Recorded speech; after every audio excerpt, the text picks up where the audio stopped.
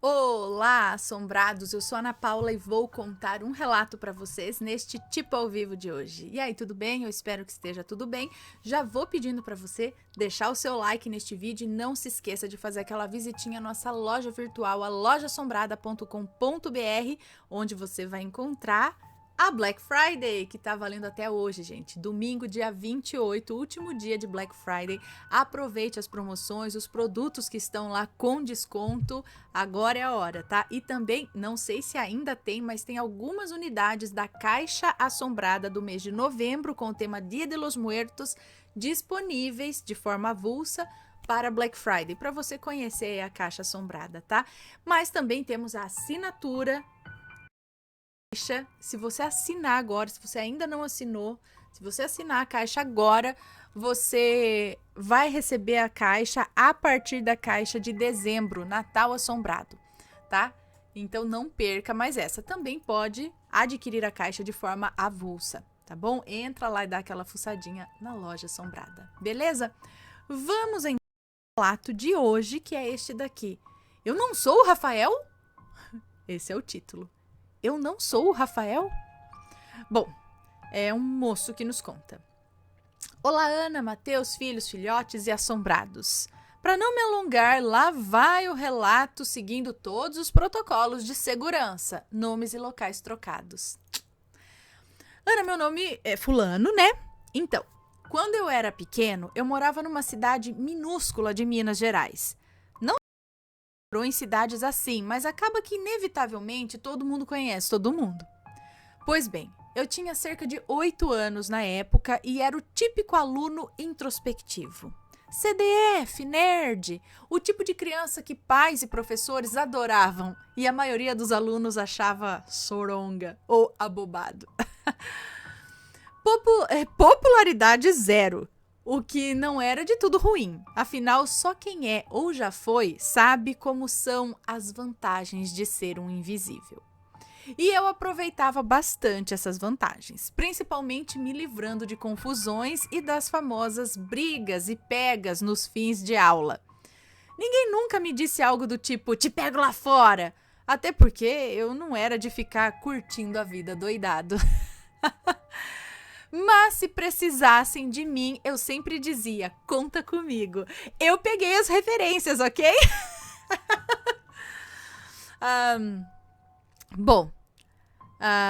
Mas essa calmaria e sossego estavam prestes a ter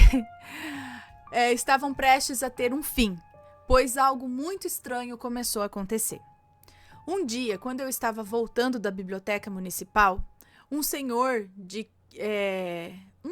que aparentava ter por volta de uns 70 anos, me pegou pelo braço com uma certa rispidez e disse com um tom de voz alterado: Rafael, você não toma jeito mesmo? Matando aula de novo? Hoje você vai entrar no coro. Se sua mãe não te der uma surra, eu mesmo dou.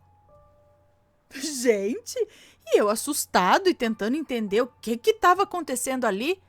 A princípio, não consegui fazer nada além de me deixar levar aos solavancos por aquele senhor. Até que finalmente eu pude ter alguma reação. Foi quando eu puxei o meu braço e disse, não, senhor. O senhor deve estar me confundindo, eu me chamo fulano. Nem sei quem é Rafael e eu não estou matando aula, eu estudo à tarde. O senhor ficou visivelmente mais irritado e veio para cima de mim com os braços estendidos. Eu interpretei aquilo como uma ameaça iminente de agressão e fui me afastando sorrateiramente até que comecei a correr sem cerimônia. De longe, o velho vociferava. Acha que eu não conheço meu neto? Eu te pego, Rafael. Se não for agora, vai ser mais tarde. Eu vou te mostrar que eu não tô caduco, não, seu ingrato. Eu que te criei. Seu pai nunca quis saber de você e você tá ficando igualzinho a ele. Eu tava super constrangido e dei graças a Deus que não tinha ninguém na rua naquela hora. Quando alcancei uma distância segura, eu voltei a caminhar, me mantendo atento caso aquele senhor insistisse em vir atrás de mim. Foi então que eu pensei, poxa, hoje um Rafael vai levar uma surra por minha culpa. Confesso que eu ri disso. E ao mesmo tempo pensei o quanto era triste aquele senhor estar tão confuso, né? Me fez lembrar da minha avó com Alzheimer, porque visivelmente o homem estava, né, se confundindo, achando que a criança é neto e não é ele, enfim, estava ali, né? Depois desse incidente, eu sempre evitava passar por aquela rua e quando eu tinha que passar, eu redobrava a atenção com medo de passar por tudo aquilo novamente. Mas felizmente eu nunca mais topei com aquele senhor. Os anos passaram. Eu e minha família nos mudamos para uma outra cidade. Em 2008, quando eu já havia completado 16 anos, quase 17, eu retornei àquela cidadezinha para visitar os meus familiares. Na verdade, todo ano eu passava as férias lá, mas nesse ano de 2008, algo estranho aconteceu outra vez. Eu havia ido de ônibus e, ao desembarcar na rodoviária, peguei minhas malas e me dirigi à casa da minha avó, que era bem próximo. Mas como o tempo estava muito fechado, eu tratei de apertar o passo.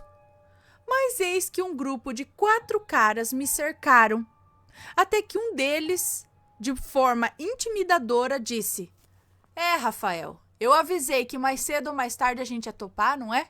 Chegou a hora de você pagar o que me fez aquele dia. Eu quero ver se você vai bater em todos nós. A princípio, eu pensei que aquilo era uma brincadeira, ou uma pegadinha, sei lá. Mas logo eu raciocinei que eu não conhecia nenhum daqueles caras, e então eu tive certeza que aquilo era sério. Pena que eu só percebi isso quando eu já estava levando um baita de um socão na cara. Obviamente, eu fiquei atordoado e com a mão no rosto e meio que segurando as lágrimas, contendo a voz de choro, para parecer durão, né? Eu disse: eu não sou o Rafael e nem sei quem vocês são. Olhem bem para mim, eu nem moro aqui. Vocês estão me confundindo. Por um segundo, eu pensei que eles haviam percebido o engano. Mas logo eles começaram a rir e debochar de mim. Nossa, Rafão, cadê sua brabeza? Acha que vai se livrar da surra se fazendo de doido, é? Com uma mistura de medo e raiva, eu gritei: cara! Não sei que sigla é essa. Eu não sou esse tal de Rafael. Meu nome é Fulano. Eles riram mais alto ainda e um deles disse: para de gracinha, Rafael. Hoje nem seu Muay Thai vai te salvar. Caraca, é verdade. Eu faço Muay Thai. Eu pensei, sim, eu fazia e faço até hoje. Porém, nunca havia tido a oportunidade ou a necessidade de usar o que eu havia aprendido. E será que eu tinha mesmo? Eu nunca tinha brigado na vida. Então, mesmo sabendo que eu tinha conhecimento técnico, eu fiquei bem insegura e com medo. Graças a Deus, eu ativei um instinto superior e saí descendo o braço sem dó. Na verdade, eu nem calculava bem o que estava fazendo, era puro instinto. Se algum deles me acertou algum golpe, a adrenalina foi tanta que eu nem senti. Quando me dei conta, estavam uns correndo e outros caídos no chão. Eu estava surpreso e feliz e com medo. E, mano, eu fiz isso mesmo? Pensando que era melhor não abusar da sorte, eu juntei minhas malas e saí correndo. Eu só conseguia pensar em como que uma hora dessas não aparece ninguém para separar ou impedir uma briga, né? Mas que bom que só levei um cruzado de direita. Acaba que saí no lucro, né? E dependendo do cruzado de direita, dá pra dar uma apagada na pessoa, hein? Não foi muito bem colocado, porque se vai... Por dias eu fiquei preso dentro da casa da minha avó, com medo de sair na rua e topar com aqueles malucos de novo. Mas felizmente isso não aconteceu. No fim das férias, eu retornei para minha cidade e dei graças a Deus de ninguém ter percebido ou descoberto a minha Street Fighter. E mais uma vez o tempo passou. Eu voltei mais uma vez naquela cidade pitoresca, agora com 24 anos. Não para visitar minha avó, que já havia falecido, mas porque eu tenho um grande carinho por aquela cidade e pelos poucos amigos e parentes que ainda moram lá. Eu ainda era, na verdade ainda sou, um tanto quanto introspectivo. Eu acho que eu serei sempre assim. Às vezes eu me isolo de tudo e de todos. Eu gosto de andar sozinho, ir ao cinema sozinho, estar sozinho. E isso não era diferente quando eu estava lá. Nesse dia, resolvi caminhar sozinho pela cidade, ouvindo música de boa.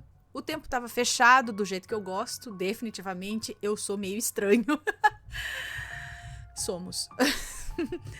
Foi quando alguém tocou os meus ombros com um olhar meio assustado. Era um cara bem bonito. Aparentemente tinha minha idade. Eu tirei os fones e perguntei meio confuso: Oi? Precisa de alguma coisa? O cara disse um tanto quanto emocionado, sabe? Como assim, Rafael? Vai fingir que não me conhece? Por onde você esteve todos esses anos? Todo mundo pensa que você morreu. Faz 8 anos, mas eu sei que você sabe quem sou eu. Cadê sua mãe? Ela já te viu? Gente, eram muitas perguntas. Eu não tinha resposta para nenhuma, mas é óbvio que eu percebi que mais uma vez eu estava sendo confundido com o tal de Rafael. Porém, dessa vez eu resolvi fazer diferente. Eu não ia explicar nada, eu simplesmente ia entrar no personagem e esperar que aquele cara descobrisse sozinho que eu não era o Rafael. Tentei agir com naturalidade. Sim, eu já vi minha mãe. Como assim? Acharam que eu estava morto? Explica isso. E aí o cara disse, agora com tom de indignação: Como assim? Até sua mãe achava que você tinha morrido? Você sumiu logo depois de dar uma surra no Lucas para me defender. E ele jurar vingança contra você. Ele chegou a ser preso, acusado do seu desaparecimento, você sabia? Você fugiu? Estava escondido? Sua mãe sabia? Poxa, ela fingiu super bem. Porque não deu um jeito de mandar notícias? Você se arrependeu do que fizemos? Olha, eu preciso dizer que a essa altura do campeonato, depois de analisar todos os eventos em que fui confundido com o tal de Rafael, eu comecei a desenvolver teorias, pois notei algumas peculiaridades que beiravam o sobrenatural, como, por exemplo, aquele senhor que me abordou no primeiro evento, eu nunca tinha visto ele na cidade. E como eu disse anteriormente, a cidade em questão é minúscula. Todo mundo se conhece, nem que seja de vista. E depois daquele dia eu nunca mais vi aquele senhor. No segundo evento, quando briguei com aquela turma, era normal eu não conhecer nenhum deles, pois já fazia anos que eu não morava mais na cidade. Porém, eu nunca mais topei com nenhum deles. As pessoas que me confundiam com o Rafael surgiam do nada e sumiam também.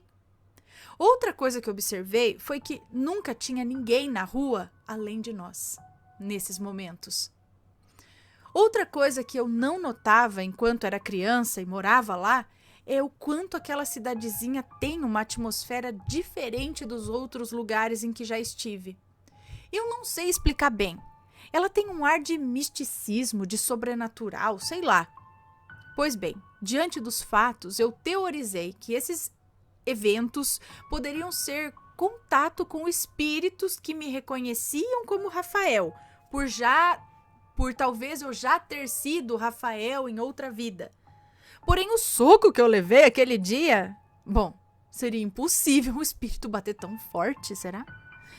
A segunda teoria seria de que eu tenho um doppelganger. Mas isso não explicaria as pessoas que aparecem e somem do nada. A terceira é a teoria que você mais gosta, Ana. Até consigo ouvir você dizendo: não seria o seu eu de outra dimensão? Pois é, eu já estava pensando nisso. Mas no caso, quem estaria viajando entre dimensões? Eu ou eles? Essa mudança é tão sutil que nem eu e nem eles perceberíamos. Parece que as coisas acontecem assim mesmo. É sutil. Você não percebe que você... tô em outro lugar. Voltei. Bom, tenho outra teoria que parece fazer mais sentido. Eu sou esquizofrênico. E tudo isso é delírio. E não tô brincando. Isso realmente passa pela minha cabeça. Porém, acho que essa doença começa a se manifestar na idade em que estou hoje. E isso tudo, na verdade, começou quando eu tinha 8 anos, lembram? Bom, depois do último evento, eu fiquei por anos me preparando para o próximo em que eu buscaria respostas. Custasse o que custasse. E foi nesse ponto que eu interrompi o relato para fazer minhas observações. Portanto, voltemos agora de onde eu tinha parado. Aquele cara que me enchia de perguntas e eu tentava responder intuitivamente, tentando fazê-lo acreditar que de fato eu era o Rafael, aos poucos descobri que seu nome era Fernando. Fernando e Rafael meio que tinham um caso, ou um namoro, sei lá, mas era tudo em segredo, pois Rafael não era assumidamente gay, o que ele era. Um dia, Lucas, que pelo jeito era um cara homofóbico e violento, agrediu Fernando, mas Rafael interveio e aparentemente deu uma surra no Lucas, que jurou vingança. A vingança, eu concluo que sobrou pra mim, e teria sido aquela turma que veio pra cima de mim achando que eu era o Rafael quando eu tinha 16 anos. O fato é que, nessa mesma época, Rafael desapareceu e nunca mais foi visto. Suspeitaram que Lucas teria feito algo com ele devido à promessa de vingança, mas como era tudo especulação e não havia prova de nada, logo ele foi solto. Agora fazia sentido a reação do Fernando ao ver o Rafael, no caso eu. Depois era o crush da adolescência dele, retornando depois de anos sem dar notícias. Na verdade, todo mundo acreditava que ele estava morto, e isso me deu pena, pois concluí que de fato ele deveria estar mesmo morto, e talvez pelas mãos do Lucas e da sua gangue. E imaginem quantas respostas eu tive que inventar de improviso para arrancar tanta informação do Fernando. Porém, aquilo começou a me incomodar. Eu não me sentia bem enganando ele, né? Mesmo que fosse sem maldade. Eu senti nas palavras, nas expressões e nas emoções que ele demonstrava que ele amava muito Rafael e que sofreu muito todos esses anos. Talvez até se sentindo culpado pelo seu desaparecimento. Eu precisava contar a verdade, mas senti que ele não acreditaria e poderia até mesmo achar que era uma desculpa muito doida do Rafael para dispensar ele. Ai, decidi então que eu faria ele perceber por si só que eu não era o Rafael. Foi quando tive uma ideia que esclareceria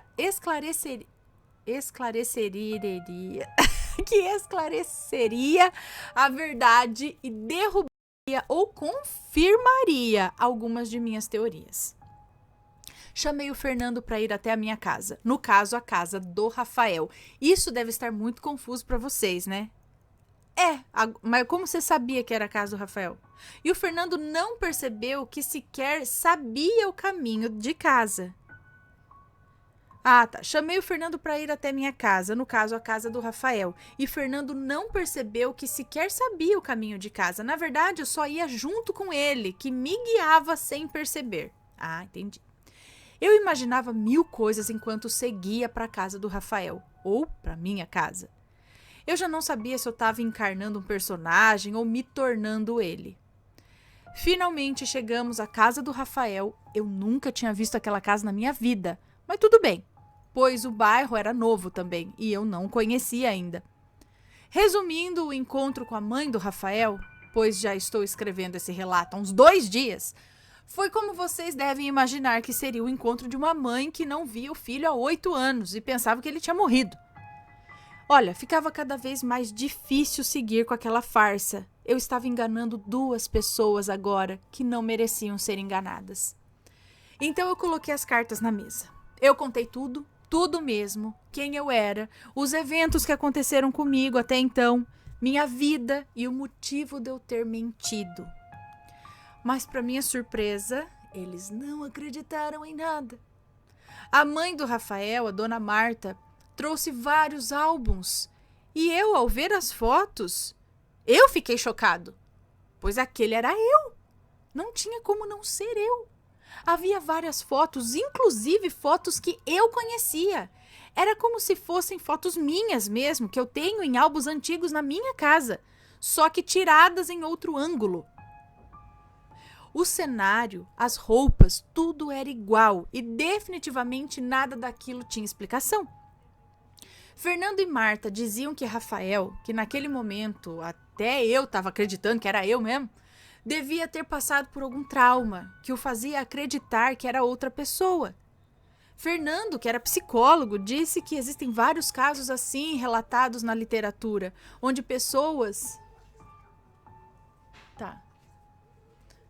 pausa para recado. Ok, continua. Vários casos assim relatados na literatura onde pessoas desenvolviam personalidades diferentes para superar traumas. E essas personalidades tinham toda uma história criada em suas mentes e para elas era tudo tão real quanto a realidade. Sim, agora eu é que estava desesperado, porque aquilo fazia muito sentido. Afinal, por que eu seria o único duplicado? Marta não era uma duplicada da minha mãe. Não era uma duplicata da minha mãe. Fernando era alguém totalmente novo em minha vida.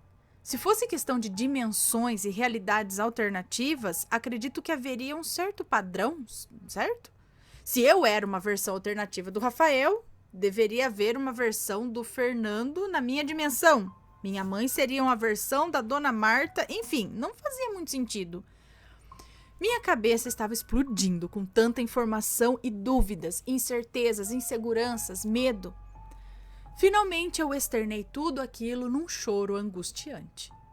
Marta e Fernando me abraçaram dizendo que tudo ficaria bem. E dentro daquele abraço eu pude sentir um amor e uma proteção que eu nunca havia experimentado.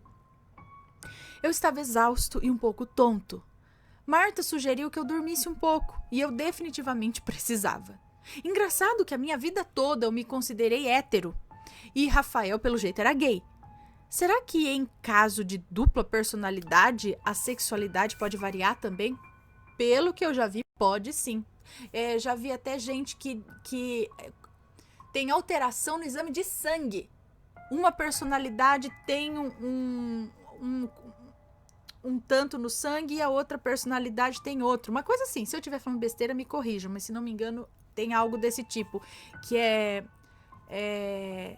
muita coisa altera. Sim, altera. Se altera sexualidade, altera idade, altera tipo de pensamento, se não me engano. Se eu estiver falando besteira, me corrijam. Vai continuando. Era o que eu me perguntava enquanto me dirigia ao quarto que me indicaram. Mas, na verdade, eu fazia essas indagações porque, apesar de nunca ter me interessado por pessoas do mesmo sexo, eu sentia uma necessidade extrema de abraçar o Fernando. Eu não sabia se era atração ou necessidade de me sentir seguro e protegido com alguém que me inspirasse confiança. Meio sem graça, eu pedi a ele que ficasse comigo até eu pegar no sono e ele disse que não só ficaria, como dormiria comigo. Tudo aquilo era muito novo para mim, mas eu estava muito cansado para buscar lógica em tudo o que estava acontecendo.